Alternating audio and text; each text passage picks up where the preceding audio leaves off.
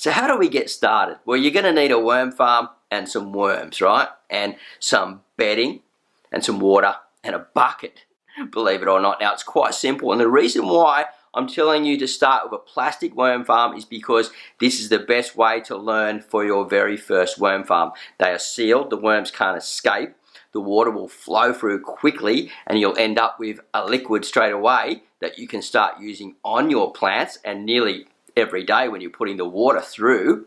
As the worms are breeding up, you can put more levels on top and use that vertical space. And then in time, when you've got even more worms, build your first DIY worm farm, because it doesn't matter if a few escape here and there. Then you've got plenty in your worm farm because they're breeding up like no tomorrow. So then what you need to do is you need to get some bedding. Now, I recommend the first bedding that you use. There are others, but I recommend the first one is cocoa peat. That fibre, put some in to the first tray, wet it down.